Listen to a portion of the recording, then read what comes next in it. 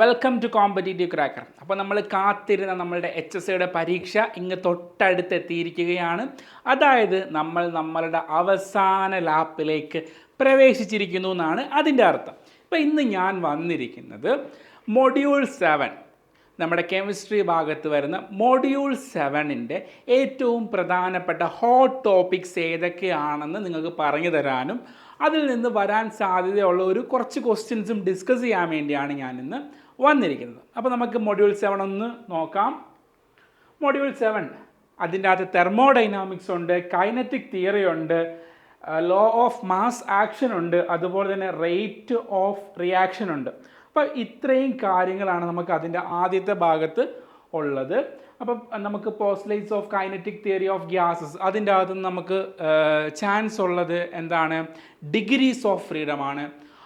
ആ ഭാഗത്ത് നിന്ന് നമുക്ക് ചോദിക്കാൻ ചാൻസ് ഉള്ളത്. അത് കഴിഞ്ഞ് നമ്മൾ തെർമോഡൈനാമിക്സിലേക്ക് കടന്നു വരികയാണെങ്കിൽ എൻട്രോപ്പി ഒരു ഹോട്ട് ടോപ്പിക്കാണ്. അതുപോലെ തന്നെ എന്താണ്, ലോസ് ഓഫ് തെർമോഡൈനാമിക്സ്, അതിൻ്റെ മാത്തമാറ്റിക്കൽ എക്സ്പ്രഷൻ ഉണ്ട്.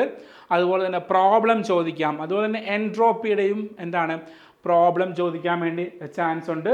അതുപോലെ തന്നെ ഫ്രീ എനർജി ഫങ്ഷൻസ്, അതിൻ്റെ എന്താണ് ഏതൊക്കെയാണ് അതിൻ്റെ ഫങ്ഷൻസും കാര്യങ്ങളും, ഒന്ന് മാറുമ്പോൾ മറ്റേതിന് എന്ത് സംഭവിക്കും എന്ന രീതിയിലുള്ള ചോദ്യങ്ങൾ അവിടെ ചോദിക്കാൻ സാധ്യതയുണ്ട്. ഇനി നമ്മൾ ലോ ഓഫ് മാസ് ആക്ഷനിലേക്ക് വരികയാണെങ്കിൽ ഏറ്റവും പ്രധാനപ്പെട്ട കാര്യമാണ് van Hoff equation. Van Hoff ഇക്വേഷൻ്റെ മാത്തമാറ്റിക്കൽ എക്സ്പ്രഷൻ നമുക്ക് ഡിഫറെൻ്റ് ആയിട്ടുള്ള രീതിയിൽ അത് എക്സ്പ്രസ് ചെയ്യാൻ വേണ്ടി പറ്റും. അങ്ങനെ എക്സ്പ്രസ് ചെയ്യുമ്പോൾ എന്ത് ചെയ്യാൻ പറ്റും, 1 2 3 4 സ്റ്റേറ്റ്മെൻറ്റ് വൈസ്, സ്റ്റേറ്റ്മെൻറ്റിന് പകരം ആ ഇക്വേഷൻ്റെ ഡിഫറെൻറ്റ് മോഡ്സ്, അത് മൈനസ് ഇട്ടുള്ളതുണ്ടാകും, മൈനസ് ഇടുമ്പോൾ അവിടെ വേരിയബിളിന് മാറ്റം വരും. അതുപോലെ തന്നെ പ്ലസ് ഇട്ടുള്ളതുണ്ടാകും, ലോഗരിതമിക് ടേമിലുണ്ടാകും, എക്സ്പൊണൻഷ്യൽ ടേമിലുണ്ടാകും. എല്ലാ ടേമിലും തന്നിട്ട് എന്ത് ചെയ്യാൻ ചോദിക്കാം, അതിൻ്റെ ശരിയായ രൂപം എടുത്തെഴുതാൻ വേണ്ടി ചോദിക്കാം. 1 2 3 4 ഫോർമാറ്റിൽ തന്നിട്ട് അങ്ങനെ ചോദിക്കാൻ ചാൻസ് ഉണ്ട് വാൻ ഹോഫ് ഇക്വേഷൻ. അതുപോലെ തന്നെ എന്താണ്, ലോ ഓഫ് മാസ് ആക്ഷൻ വെച്ചിട്ട് ലേ ചാറ്റ്ലിയേഴ്സ് പ്രിൻസിപ്പളിൽ നിന്ന് എന്താണ്, ഹൈ പ്രഷറാണോ ലോ പ്രഷറാണോ, ഹൈ ടെമ്പറേച്ചറാണോ ലോ ടെമ്പറേച്ചറാണോ, അതായത് ഫോർവേഡ് റിയാക്ഷനെ ഫേവർ ചെയ്യുന്ന ഘടകങ്ങൾ താഴെ തന്നിരിക്കുന്നവയിൽ ഏവ, അല്ലെങ്കിൽ റിവേഴ്സ് റിയാക്ഷനെ ഫേവർ ചെയ്യുന്ന ഘടകങ്ങൾ ഏതെന്ന രീതിയിൽ ആ ഭാഗത്തു നിന്ന് ചോദിക്കാൻ ചാൻസ് ഉണ്ട്. അത് കഴിഞ്ഞിട്ട് rate of reaction, rate of റിയാക്ഷനിൽ നിന്ന് റേറ്റ് ലോയുടെ പ്രോബ്ലം ചോദിക്കാനാണ് കൂടുതൽ നമ്മൾ സാധ്യത കാണുന്നത്.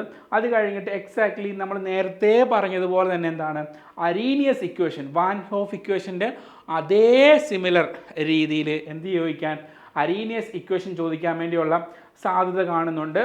അത് കഴിഞ്ഞ് നമ്മൾ എന്താണ്, ഫാക്ടേഴ്സ് ഇൻഫ്ലുവൻസിങ് റേറ്റ് റിയാക്ഷൻ ഇപ്പോൾ പറഞ്ഞു, എങ്ങനെയാണ് കാര്യങ്ങളെന്നൊക്കെ പറഞ്ഞു. ഇനി ഇതിലേക്ക് വരികയാണെങ്കിൽ എന്താണ്, photosynthesis, simple photo chemical reaction, fluorescence, phosphorescence, കെമീസ് ഓപ്ഷൻ, ആ ഒരു കാര്യം, ഇത്രയും വരുന്ന കാര്യത്തിൽ നമ്മൾ എന്താണ് അധികം ചോദ്യങ്ങൾ പ്രതീക്ഷിക്കാത്ത ഒരു ഏരിയയാണ് photosynthesis, simple photo chemical reaction, fluorescence, phosphorescence. നമ്മൾ ലീസ്റ്റ് എക്സ്പെക്റ്റിംഗ് ഏരിയയാണ് ആ ഭാഗം എന്ന് പറയുന്നത്. അതേസമയം കെമീസ് ഓപ്ഷൻ, ഫിസിക്സ് ഓപ്ഷൻ എന്നൊക്കെ ചോദ്യങ്ങൾ ചോദിക്കാം. പ്രത്യേകിച്ച് എന്താണ്, അഡ്സോർപ്ഷനുമായിട്ട് ബന്ധപ്പെട്ടിട്ടുള്ള കാര്യങ്ങൾ, അതിൻ്റെ എക്സാമ്പിൾസ് വെച്ചിട്ട് അതിന് കാരണം എന്താണ് എന്ന രീതിയിൽ സിമ്പിൾ ക്വസ്റ്റ്യൻസ് അവിടെ സ്റ്റേറ്റ്മെൻറ്റ് വൈസ് എക്സ്പെക്റ്റ് ചെയ്യുന്നില്ല, ആ സിമ്പിൾ ക്വസ്റ്റ്യൻസ് എക്സ്പെക്റ്റ് ചെയ്യുന്നുണ്ട്. എന്താണ് അവിടെയും നമ്മൾ സ്റ്റേറ്റ്മെൻറ്റ് വൈസ് ക്വസ്റ്റ്യൻസ് എക്സ്പെക്റ്റ് ചെയ്യുന്നുണ്ട്. അതുപോലെ തന്നെ നമ്മൾ മുമ്പോട്ട് പോവുകയാണെങ്കിൽ കൊളോയിഡുമായിട്ട് ബന്ധപ്പെട്ടിട്ടുള്ള ക്വസ്റ്റ്യൻസ് എക്സ്പെക്റ്റ് ചെയ്യുന്നുണ്ട്. അതുപോലെ തന്നെ ഫേസ് ഇക്വിലിബ്രിയ എടുത്ത് പറയുന്നുണ്ട്, സിമ്പിൾ കേസസ് ഓൺലി. അപ്പോൾ കൂടുതൽ ആ ഭാഗത്തു നിന്ന് വരാൻ സാധ്യതയുള്ള ചോദ്യം എന്ന് പറയുന്നത് ഫേസ് റൂളിനെ ബന്ധപ്പെടുത്തിയായിരിക്കും ചോദ്യം വരുന്നത്. അതുപോലെ തന്നെ ഫേസസ് കൂടുമ്പം ഡിഗ്രീസ് ഓഫ് ഫ്രീഡത്തിന് എന്ത് മാറ്റമാണ് വരുന്നത്, അതുപോലെ തന്നെ എന്താണ് കമ്പോണൻസ് കൂടുമ്പം ഡിഗ്രീസ് ഓഫ് ഫ്രീഡത്തിന് എന്ത് രീതിയിലാണ് മാറ്റം വരുന്നത്, ആ രീതിയിലുള്ള ചോദ്യങ്ങളെല്ലാം അവിടെ നിന്ന് നമ്മൾ പ്രതീക്ഷിക്കാവുന്നതാണ്. അതുപോലെ തന്നെ ഇവിടെ ഈ നമ്മൾ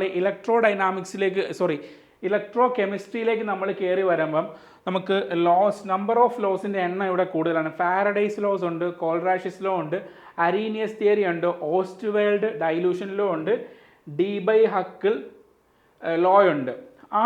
എന്താണ് അത് മാച്ച് ദ ഫോളോയിങ്ങിൽ ചോദ്യം വരാനുള്ള സാധ്യത വളരെ കൂടുതലാണ്. അതുപോലെ തന്നെ അരീനിയസ് തിയറിയും അതുപോലെ നമ്മൾ മുമ്പ് പഠിച്ച വാൻ ഹോഫ് ഇക്വേഷനും എന്താണ് അവിടെയും മാച്ച് ദ ഫോളോയിങ്, അതായത് ഡിഫറെൻറ്റ് ഏരിയാസിൽ നിന്നുള്ള ക്വസ്റ്റ്യൻസ് കൊണ്ടുവന്നിട്ട് മാച്ച് ദ ഫോളോയിങ്ങിനുള്ള പ്രോബബിലിറ്റി കാണുന്നുണ്ട്. ഇനി നമ്മൾ ഇങ്ങോട്ട് വരികയാണെങ്കിൽ ഗാൽവനിക് സെല്ലിൽ നിന്ന് ഒന്നില്ലെങ്കിൽ ഏറ്റവും കൂടുതൽ ഓക്സിഡൈസ് ചെയ്യുന്ന അത് പവർ ഉള്ളത് ആരാണ്, അല്ലെങ്കിൽ റെഡ്യൂസിങ് പവർ ആർക്കാണ് കൂടുതൽ എന്ന രീതിയിൽ ക്വസ്റ്റ്യൻസ് വരാൻ ചാൻസ് ഉണ്ട്. ഇലക്ട്രോ കെമിക്കൽ സീരീസ് അവിടെ ഉള്ളത് കൊണ്ട് ആ രീതിയിൽ വരാൻ ചാൻസ് ഉണ്ട്. അത് കഴിഞ്ഞിട്ട് നേൺസ്റ്റ് ഇക്വേഷൻ വരുന്നുണ്ട്. നേൺസ്റ്റ് ഇക്വേഷനും അരീനിയസ് ഇക്വേഷനും അത് വാൻഹോഫ് ഇക്വേഷനും എല്ലാം എന്താണ് അതിൻ്റെ മാത്തമാറ്റിക്കൽ റെപ്രസെൻറ്റേഷൻ തന്നിട്ട് അത് മാച്ച് ദ ഫോളോയിങ്ങിൽ ചോദിക്കാനുള്ള സാധ്യതയും നമ്മൾ കാണുന്നുണ്ട്. അങ്ങനെ നമ്മൾ നോക്കുകയാണെങ്കിൽ പരമാവധി ഒരു 10 ക്വസ്റ്റ്യൻസിൽ കൂടുതൽ ഈ മൊഡ്യൂളിൽ നിന്ന് വരത്തില്ല.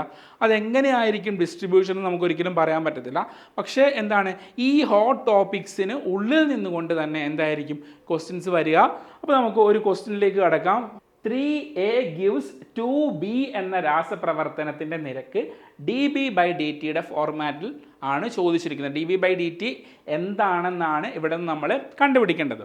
അപ്പോൾ നമുക്കിവിടെ 3a/t അഥവാ a എന്ന് പറയുന്നത് എന്താണ് dA/dt 1/3 is equal to minus dB/dt divided by 2 ആണ്.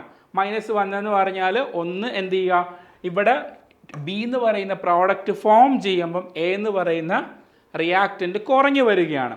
സത്യം പറഞ്ഞാൽ അങ്ങോട്ടോ ഇങ്ങോട്ടോ മാറാൻ കുഴപ്പമില്ല. പക്ഷെ നമ്മൾ ഏറ്റവും ഉചിതം എന്ന് പറഞ്ഞാൽ എയുടെ സൈഡിൽ കൊണ്ടുവരുന്നതാണ്. ഞാനിപ്പോൾ എഴുതിയപ്പം അത് ബിയുടെ സൈഡിലേക്ക് മാറ്റി എഴുതിയെന്നേ ഉള്ളൂ.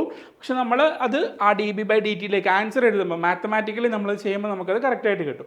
അപ്പോൾ ഇവിടെ എന്ന് പറയുന്നത് dB/dt കേസിലേക്കാണ് നമുക്ക് വേണ്ടത്. അപ്പോൾ dB/dt എന്ന് ഉള്ളത് എന്തായിട്ട് മാറും 2/3 dA/dt എന്നാകും. അപ്പം നേരത്തെ നമ്മൾ പറഞ്ഞ ആ റിവേഴ്സ് ഇവിടെ കൊണ്ടുവരണം. അപ്പോൾ എന്താണ് -2/3 dA/dt എന്നുള്ളതാണ് നമ്മുടെ ആൻസർ വരുന്നത്. അപ്പോൾ നമുക്ക് ഓപ്ഷൻ സി ആണ് നമ്മളുടെ ആൻസർ ആയിട്ട് വരുന്നത്. ഓക്കെ, അപ്പം നേരത്തെ പറഞ്ഞതുപോലെ തന്നെ നമുക്ക് എന്താണ് ഈ ടൈപ്പ് പ്രോബ്ലംസ് എവിടെ നിന്നാണ് law of mass action, chemical reaction ആ ഒരു ഭാഗത്തു നിന്ന് ഇങ്ങനത്തെ പ്രോബ്ലംസ്, ഈ ടൈപ്പ് പ്രോബ്ലംസ് കൂടി നമുക്ക് പ്രതീക്ഷിക്കാവുന്ന ഒന്നാണ്. റേറ്റ് ഓഫ് റിയാക്ഷൻ ആ ഭാഗത്തു നിന്ന് പ്രതീക്ഷിക്കാവുന്ന ഒന്നാണ്. അടുത്ത ക്വസ്റ്റ്യൻ എന്ന് പറഞ്ഞാൽ ഒരു ബൈനറി സിസ്റ്റത്തിൻ്റെ ഫേസ് റൂളിൻ്റെ ശരിയായ രൂപം തിരഞ്ഞെടുക്കാൻ വേണ്ടിയാണ്. ജനറൽ ഫേസ് റൂൾ എന്ന് പറയുന്നതും ഒരു ബൈനറി സിസ്റ്റത്തിൻ്റെ ഫേസ് റൂൾ എന്ന് പറയുന്നതും രണ്ടാണ്. അപ്പോൾ ഒരു ജനറൽ ഫേസ് റൂൾ ആണ് ചോദിക്കുന്നതെങ്കിൽ എന്താണ് F = C - P + 2 ആണ്. അതേസമയം ഒരു ബൈനറി സിസ്റ്റത്തിൻ്റെ ആണെങ്കിൽ എന്താണ് F = C - P + 1 ആണ് ഒരു ബൈനറി സിസ്റ്റത്തിൻ്റെത്. അപ്പോൾ നമ്മൾ ഇവിടെ മനസ്സിലാക്കേണ്ട കാര്യം എന്താണ്, ഈ ഒരു ബൈനറി സിസ്റ്റം അല്ലെങ്കിൽ ഫേസ് റൂളുമായിട്ട് ബന്ധപ്പെട്ട് ഫേസ് ഇക്വിലിബ്രിയമായിട്ട് ബന്ധപ്പെട്ടിട്ടൊരു എക്സ്ട്രാ നമുക്ക് വരുന്ന 2 പോയിൻ്റേ ഉള്ളൂ. ഒന്ന്, ഫേസുകളുടെ എണ്ണം കൂടുമ്പം ഡിഗ്രീസ് ഓഫ് ഫ്രീഡം കുറയുന്നു. നമ്മൾ നേരെ തിരിച്ച് നമ്മൾ ധരിച്ചു വെക്കും, ഫേസിൻ്റെ എണ്ണം കൂടുമ്പോൾ ഡിഗ്രീസ് ഓഫ് ഫ്രീഡം എന്താണ് കുറയുകയല്ലല്ലോ കൂടുകയല്ലേ വേണ്ടതെന്ന് നമ്മൾ ധരിച്ചു വെക്കും. പക്ഷെ അങ്ങനെയല്ല, എന്താണ് ഫേസുകളുടെ എണ്ണം കൂടുമ്പം ഡിഗ്രീസ് ഓഫ് ഫ്രീഡം എന്താണ് അത് കുറയുകയാണ് ചെയ്യുന്നത്. കാരണം F = C - P ആണ്. ഇവിടെ ഫേസിൻ്റെ C - P ആണ്, മൈനസ് ആണ് ഫേസിൻ്റെ എണ്ണം വരുന്നത്. അപ്പോൾ സ്വാഭാവികമായിട്ടും എഫ് ഡിഗ്രീസ് ഓഫ് ഫ്രീഡം എന്ത് ചെയ്യും, അത് കുറഞ്ഞു വരും. ഇനി നേരെ തിരിച്ച് കമ്പോണൻസ് ആണ് കൂടുന്നതെങ്കിൽ കമ്പോണൻസ് C ആണ്. കമ്പോണൻസ് എന്ന് പറയുന്നത് C ആണ്. കമ്പോണൻസ് കൂടുകയാണെങ്കിൽ എന്ത് സംഭവിക്കും, അവിടെ കമ്പോണൻസ് കൂടുകയാണെങ്കിൽ ഡിഗ്രീസ് ഓഫ് ഫ്രീഡം അവിടെ കൂടും. ഇതാണ് നമുക്ക് ഫേസ് റൂളിൽ നിന്ന് ആകെ പഠിക്കാനുള്ളതും ആ ഏരിയയിൽ നിന്ന് നമുക്ക് മൊത്തത്തിൽ അബ്സ്ട്രാക്ട് ചെയ്തെടുക്കേണ്ട കാര്യം അത്രയേ ഉള്ളൂ. ഓക്കെ, ഇനി നമ്മൾ അടുത്ത ഒരു ക്വസ്റ്റ്യനിലേക്ക് പോവുകയാണ്. ഓക്കെ, നമ്മുടെ ഏറ്റവും പ്രധാനപ്പെട്ട ഒരു ഏരിയ ആണ് എന്ത്, ഗാൽവനിക് സെൽ എന്ന് പറയുന്ന ഭാഗം. ആ ഭാഗത്തുനിന്ന് വരുന്ന അല്ലെങ്കിൽ ഇലക്ട്രോ കെമിക്കൽ സീരീസ് എന്ന് പറയുന്ന ഭാഗത്തുനിന്ന് വരുന്ന ഒരു ക്വസ്റ്റ്യനാണിത്. XYZ എന്നീ ലോഹങ്ങളുടെ ഇലക്ട്രോഡ് പൊട്ടൻഷ്യൽ, ഒന്നിൻ്റെത് -1.2 ആണ്, അടുത്തതിൻ്റെ +0.5 ആണ്, അടുത്തതിൻ്റെ -3 ആണ്. എന്നിങ്ങനെയാണ്. അങ്ങനെയാണെങ്കിൽ ലോഹങ്ങളുടെ നിരോക്സീകരണ ക്രമം, ലോഹങ്ങളുടെ നിരോക്സീകരണ ക്രമമാണ് ചോദിച്ചിരിക്കുന്നത്. അപ്പോൾ നമ്മൾ മനസ്സിലാക്കേണ്ട കാര്യമുണ്ട് ഇവിടെ എന്താണ്, അപ്പോൾ ഓക്സീകരണ ക്രമവും അല്ലെങ്കിൽ നിരോക്സീകരണ ക്രമവും എന്താണ്, ഇലക്ട്രോഡ് പൊട്ടൻഷ്യലുമായിട്ട് ബന്ധപ്പെട്ട് കിടക്കുന്നു എന്നുള്ള ഒരു കാര്യം നമ്മൾ മനസ്സിലാക്കണം. അപ്പം ഓക്സീകരണം ആർക്കായിരിക്കും കൂടുന്നത്? ഓക്സീകരണം കൂടുന്നത് ഏറ്റവും കൂടുതൽ ഇലക്ട്രോഡ് പൊട്ടൻഷ്യൽ ഉള്ള ആൾക്കാണ് ഓക്സീകരണം കൂടുന്നത്. അയാൾക്കായിരിക്കും എന്ത്, നിരോക്സീകരണം ഏറ്റവും കുറവ്. അങ്ങനെ ഓക്സീകരണം ഏറ്റവും കൂടുതലുള്ളത് ആർക്കാണ്? രണ്ടാമത്തെ ആൾക്കാണ്. വൈക്കാണ് ഓക്സീകരണം ഏറ്റവും കൂടുതൽ. അപ്പോൾ ആ വൈക്കാണ് എന്ത്, നിരോക്സീകരണം ഏറ്റവും കുറവ്. അപ്പം നമുക്ക് അങ്ങനെ വരുമ്പോൾ ഓപ്ഷനിൽ വൈ ഏറ്റവും ചെറുതായിട്ട് വരുന്നത് എന്താണ്, ഓപ്ഷൻ സിയിലാണ്. അപ്പോൾ നിരോക്സീകരണ ക്രമത്തിൽ ഏറ്റവും കുറവ് വൈക്കും, ഓക്സീകരണം വൈക്ക് കൂടുതലുമാണ്. ഇനി അടുത്തത് നോക്കാം. അടുത്തത് -1.2 ആണ്. -1.2 ഉള്ളത് എക്സിനാണ്. അപ്പോൾ വൈയെക്കാട്ടിലും കൂടുതൽ നിരോക്സീകരണ ശേഷിയുള്ളത് എക്സിനും, അതുപോലെ തന്നെ എന്താണ്, ഓക്സീകരണ ശേഷി വൈയെക്കാട്ടിൽ കുറവുള്ളതും എക്സിനാണ്. ഓക്കെ, അപ്പം നമ്മുടെ ഓപ്ഷൻ അവിടെ കിട്ടുകയാണ്, Z greater than X greater than Y ആണ്. അതായത് എന്താണ്, നിരോക്സീകരണത്തിൻ്റെ ക്രമമാണ് ഇത് കിടക്കുന്നത്. അതേസമയം ഇത് ഓക്സീകരണത്തിൻ്റെ ക്രമമാണെങ്കിൽ എന്താണ്, വൈ മുകളിൽ വന്നേനെ, Y greater than X greater than Z ആണ്. ഇത് ഓക്സീകരണത്തിൻ്റെ ക്രമം വരുന്നത്. അതേസമയം ഇത് നിരോക്സീകരണത്തിൻ്റെ ക്രമം വരുന്നത് ഇങ്ങനെയാണ് വരുന്നത്. ഇതൊരു പൊട്ടൻഷ്യൽ ക്വസ്റ്റ്യൻ ആണ്.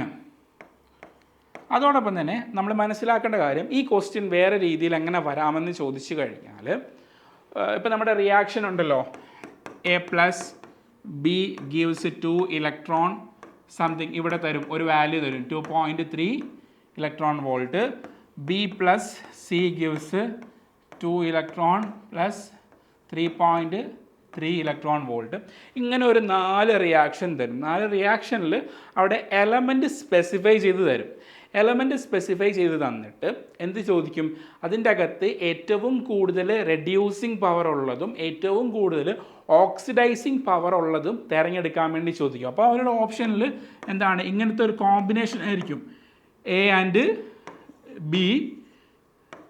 B ആൻഡ് C എന്ന രീതിയിലുള്ള കോമ്പിനേഷൻ വെച്ചിട്ട് അങ്ങനെ ചോദിക്കാൻ വേണ്ടി ചാൻസ് ഉണ്ട്. പിന്നെ രണ്ടാമത് നമ്മൾ പറഞ്ഞ ഈ രീതിയിൽ ഇപ്പം ഇവിടെ ക്രമം ചോദിക്കുന്നതിന് പകരം എന്ത് ചെയ്യാം, ഇങ്ങനെ തന്നിട്ട് ഇതിൻ്റെ അകത്ത് ഏറ്റവും കൂടുതലുള്ള ആൾക്കാന്ന് ചോദിക്കാം, ആ രീതിയിൽ ചോദിക്കാം. അപ്പോൾ നമുക്ക് ഈ ഒരു ഏരിയയിൽ നിന്ന് 3 ടൈപ്പ് ഓഫ് ക്വസ്റ്റിനെ നമുക്ക് എക്സ്പെക്റ്റ് ചെയ്യേണ്ടതുള്ളൂ. ഓക്കെ, ഇനി നമുക്ക് അടുത്ത ഏരിയയിലേക്ക് പോവാം. അടുത്തത് നമുക്ക് എന്താണ്, സോളുകളുമായിട്ട് ബന്ധപ്പെട്ടാണ്, നമ്മുടെ സർഫസ് കെമിസ്ട്രിയുമായിട്ട് ബന്ധപ്പെട്ടൊരു ക്വസ്റ്റ്യൻ ആണ്. ലയോഫോബിക് സോളുകളുടെ സവിശേഷതകൾ തിരഞ്ഞെടുക്കുക. അപ്പോൾ നമുക്ക് 2 ടൈപ്പ് ഓഫ് സോളുകളുണ്ട്. ഒന്ന് ലയോഫോബിക്, വാട്ടറിന് പേടിയുള്ളതും ലയോഫോബിക്. അതുപോലെ തന്നെ എന്താണ്, ലയോഫിലിക്, വാട്ടറിനെ അട്രാക്റ്റ് ചെയ്യുന്നതുമായിട്ടുള്ള 2 ടൈപ്പ് ഓഫ് സോളുകളുണ്ട്. ആ സോളുകളുടെ സവിശേഷത, അപ്പോൾ നമുക്കത് അങ്ങനെ തന്നെയാണ് നമ്മൾ പഠിക്കുന്നത്. 2 സോളുകളുടെയും ഡിഫറൻസ് വെച്ചിട്ടാണ് നമ്മൾ പഠിപ്പിക്കുന്നതും. അപ്പോൾ ആ സോളുകളുടെ സവിശേഷത തിരഞ്ഞെടുക്കുക എന്ന് പറഞ്ഞിട്ട് എന്ത് ചെയ്യാം, ചോദിക്കാവുന്നതാണ്. അപ്പം ഉഭയദിശീയമായ സോളുകളാണ് ലയോഫോബിക് എന്നാണ് പറയുന്നത്. അത് തെറ്റാണ്. ഇതെന്താണ്, ലയോഫിലിക്കിൻ്റെ പ്രത്യേകതയാണ് ഉഭയദിശീയമായ, അതായത് 2 ദിശയിലും പ്രവർത്തനമുള്ളത് ലയോഫിലിക്കിനാണ്. അതുപോലെ തന്നെ സ്ഥിരതയില്ലാത്തവയാണ്, അത് ശരിയാണ്. എന്താണ്, ലയോഫോബിക് സ്ഥിരതയില്ലാത്തവയാണ്. അതേസമയം എന്താണ്, ലയോഫിലിക് സ്ഥിരത ഉള്ളവയാണ്. ഓക്കെ, അപ്പം എന്താണ്, ഇതിൻ്റെ നേരെ ഓപ്പോസിറ്റ് ആണ് എന്തിന്, ലയോഫിലിക്കിന്. ഇനി എളുപ്പത്തിൽ സ്കന്ദനം നടക്കും. സ്കന്ദനം എന്ന് പറഞ്ഞാൽ കോയാഗുലേഷൻ്റെ മലയാളമാണ് സ്കന്ദനം എന്ന് പറയുന്നത്. അപ്പം ലയോഫോബിക്കിന് സ്ഥിരതയില്ലാത്തത് അതുകൊണ്ട് അത് പെട്ടെന്ന് എന്ത് ചെയ്യും, കോയാഗുലേറ്റ് ചെയ്യും. അതേസമയം എന്താണ്, ലയോഫിലിക്ക് അതിന് സ്ഥിരത കൂടുതലായതുകൊണ്ട് പെട്ടെന്ന് സ്കന്ധനം നടക്കത്തില്ല. അപ്പോൾ അങ്ങനെ നമുക്ക് എന്താണ് പ്രോപ്പർട്ടി ബേസ്ഡ് ചെയ്തിട്ട് എന്താണ് സ്റ്റേറ്റ്മെൻറ്റ് വൈസ് ക്വസ്റ്റ്യൻ വരാം. അപ്പോൾ ഇങ്ങനെ വരുമ്പോൾ എന്താണ് ഓപ്ഷൻ 2 and 3 ആണ്. അപ്പം എന്താണ് ഈ ഒരു ലെവലിലുള്ള ലേണിംഗ് സ്ട്രാറ്റജിയാണ് നമുക്ക് ഡെവലപ്പ് ചെയ്യേണ്ടത്. നമ്മൾ ചുമ്മാ കിടന്നിട്ട് എന്താണ് ഒരുപാട് ആഴത്തിൽ മുങ്ങി പോയിട്ട് കാര്യമില്ല. അതുപോലെ തന്നെ പരന്ന് പോയിട്ടും കാര്യമില്ല. നമുക്ക് വേണ്ടത് ഇത് 40ാമത്തെ ഓവർ കഴിഞ്ഞു. ഇതൊരു ഏകദിന ക്രിക്കറ്റ് മത്സരമായിട്ട് എടുക്കണം. നമുക്കിവിടെ 40ാമത്തെ ഓവർ കഴിഞ്ഞു. നമുക്കിവിടെ എന്താണ്, നമുക്ക് റൺ റേറ്റ് ഉയർത്തണം. അതിന് കൃത്യമായ ഗെയിം പ്ലാൻ വേണം. അപ്പോൾ ആ ഗെയിം പ്ലാനിന് സഹായകരമാകുന്നത് നല്ല ലേണിംഗ് സ്ട്രാറ്റജിയാണ്. അത് എന്താണ്, നമ്മൾ ക്വസ്റ്റ്യൻസ് പല രീതിയിലുള്ള ക്വസ്റ്റ്യൻസിനെ ഫെമിലറൈസ് ചെയ്യുക. അതുപോലെ തന്നെ എന്താണ് ആസ് എ ടീച്ചർ നമുക്കറിയാം ഓരോ മേഖലയിലും എങ്ങനെയാണ് ക്വസ്റ്റ്യൻസ് വരാൻ സാധ്യതയുള്ളതെന്ന്. അപ്പോൾ ആ ഒരു ഇൻസൈറ്റ് ഡെവലപ്പ് ചെയ്തുകൊണ്ട് നമ്മൾ ഓരോ മേഖലയെയും അപ്രോച്ച് ചെയ്താൽ മാത്രമേ നമുക്ക് എന്ത് ചെയ്യത്തുള്ളൂ, നമുക്ക് HSI കിട്ടത്തുള്ളൂ. അല്ലെങ്കിൽ എന്താണ്, നമ്മൾ 2022 തൊട്ട് ഞാൻ പഠിക്കാൻ തുടങ്ങിയതാണ്, എനിക്ക് കിട്ടിയില്ല എന്ന് പറയും. അപ്പോൾ 2022 തൊട്ട് നമ്മൾ പഠിക്കുന്നത് ഒരേ സ്ട്രാറ്റജി ആണെങ്കിൽ നമുക്ക് കിട്ടില്ല. അതിന് ഓരോ കാലഘട്ടത്തിനും, അതായത് ഓരോ സമയത്തും നമ്മളുടെ സ്ട്രാറ്റജി എന്തായിരിക്കണം, ഡിഫറൻഷ്യൽ ആയിരിക്കണം. ഞാൻ വീണ്ടും ഒരു ഏകദിന ക്രിക്കറ്റുമായിട്ട് ഉപമിക്കുകയാണ്. നമ്മൾ 1ാമത്തെ ഓവറിൽ ബാറ്റ് ചെയ്യുന്ന പോലെ ആയിരിക്കത്തില്ല 49ാമത്തെ ഓവറിൽ ബാറ്റ് ചെയ്യുന്നത്. അതിലും വലിയൊരു എക്സാമ്പിൾ നമുക്ക് പറഞ്ഞു തരാനില്ല. 1ാമത്തെ ഓവറിൽ നമ്മൾ എന്ത് ചെയ്യും, നമ്മൾ വന്ന് നിൽക്കുന്നതേ ഉള്ളൂ. അവിടെ നമ്മൾ റൺ എടുക്കാനല്ല ശ്രമിക്കുന്നത്, അല്ലേ, ആ ഒന്ന് ടച്ച് കിട്ടിയെടുക്കാൻ വേണ്ടി ശ്രമിക്കുന്നത്. അതേസമയം നമ്മൾ 49ാമത്തെ ഓവറിൽ കളിക്കുമ്പോൾ എന്താണ്, പരമാവധി റൺ അടിച്ചെടുക്കാൻ നോക്കുന്നത്. ആ ഒരു 40ാമത്തെ ഓവറിൻ്റെ ശൈലിയാണ് ഇപ്പം നമ്മുടെ HSIയുടെ പഠിത്തത്തിന് നമുക്ക് വേണ്ടത്. അതുകൊണ്ടാണ് ഇപ്പം ഒരാൾ പുതുതായിട്ട് പഠിക്കാൻ തുടങ്ങിയാലും അയാൾക്ക് കിട്ടും എന്ന് കോമ്പറ്റീറ്റീവ് ക്രാക്കർ പറയുന്നത്. കാരണം ആ ടൈമിലുള്ള ലേണിംഗ് സ്ട്രാറ്റജിയാണ് നമ്മളിവിടെ പ്രൊവൈഡ് ചെയ്യുന്നത്. അപ്പോൾ നമ്മൾ ഇവിടെ ഞങ്ങളുടെ പുതിയ ബാച്ച് അനൗൺസ് ചെയ്യുകയാണ്. HSI ഫിസിക്കൽ സയൻസ് എല്ലാ HSIക്കും ഉണ്ട്. ഫിസിക്കൽ സയൻസ് ആണ് ഞങ്ങളുടെ ഫോക്കസ്, ഫിസിക്കൽ സയൻസ് ആണ്. അപ്പം ബാച്ചുമായിട്ട് ബന്ധപ്പെട്ട് വേണ്ട കോണ്ടാക്ട്സ് ഇവിടെ നൽകിയിട്ടുണ്ട്. അപ്പം എന്താണ്, നിങ്ങളിൽ ജോയിൻ ചെയ്യാൻ താല്പര്യമുള്ളവർ ആ കോണ്ടാക്റ്റിലേക്ക് ബന്ധപ്പെടുക. അതുപോലെ തന്നെ ഞങ്ങളുടെ ചാനൽ നിങ്ങൾ ആരും ഇതുവരെ ഫോളോ ചെയ്യാത്തവരോ അല്ലെങ്കിൽ സബ്സ്ക്രൈബ് ചെയ്യാത്തവരോ ഉണ്ടെങ്കിൽ ആ ചാനൽ സബ്സ്ക്രൈബ് ചെയ്യുകയും അതുപോലെ തന്നെ ഫോളോ ചെയ്യുകയും ചെയ്യുക. അപ്പം താങ്ക് യു.